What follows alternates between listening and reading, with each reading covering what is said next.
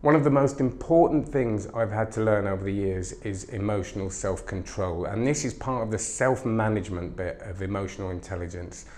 To me, once the important bit is the self-awareness, is obviously being aware what parts of us we've got to build, but then it comes to emotional self-control, because if you are in a situation where you're either leading people or you're a team member or you're a freelancer or anything, you've got to be able to self-manage.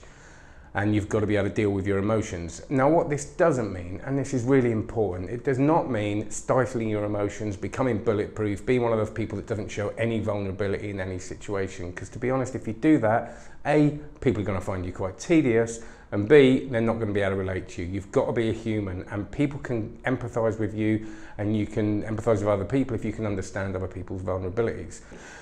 But you've still got to manage your emotions, and what that really means to me is, I don't know, if I'm thinking about, I used to be a personal trainer, years ago, about a month. The way you would measure someone's fitness, someone's physical fitness, is to get them to the point where they're completely knackered, so get them on an exercise bike or a treadmill until they've reached a maximum heart rate, and then measure the time it took for that heart rate to go back to a normal resting place.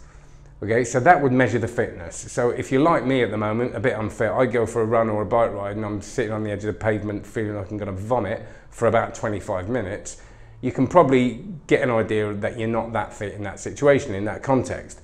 Now, if you work on that, obviously, over time, you can get to a point where you can get out of breath, you can keep going, your oxygen keeps going into your muscles and you can work through it. And to me, or recover quickly. To me, that is emotional resilience. That's emotional self-control, that time. So if you're at work and you get a bit of bad news or something happens and something goes a bit pear-shaped, it's how long does it take you to get back to an effective place? And that doesn't mean, and this is really important, it doesn't mean that if something happens that's deeply traumatic, how long can you brush it off and carry on? That's not what it's about.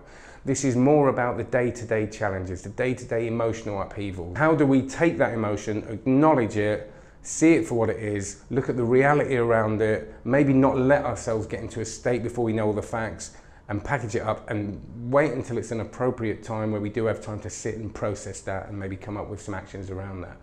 There are many ways of doing this, and it's not about being an emotionally resilient person. I don't think anybody is an emotionally resilient person. I think we've got parts of us that we deal with that we're very good at, so we've got situations that we deal with very well, and I think most of us have got situations which we don't deal with very well. So again, if you'd have looked at me as a street performer years ago, you know, dying on my ass day in, day out, you know, failing, you'd have seen a resilient person. Okay, but that wasn't a resilient person, that was someone that was resilient in that context. If you'd have seen other parts of my life, you would have seen that I wasn't so resilient. I was a complete hypochondriac. I always thought I was dying at about the age of 19, 20. And I wasn't very good at dealing with any kind of emotional upheaval. So if I had an argument with someone, I would be in a complete mess until that argument was sorted. So I'd lose sleep. You know, I wouldn't be able to focus on my work, all that kind of stuff.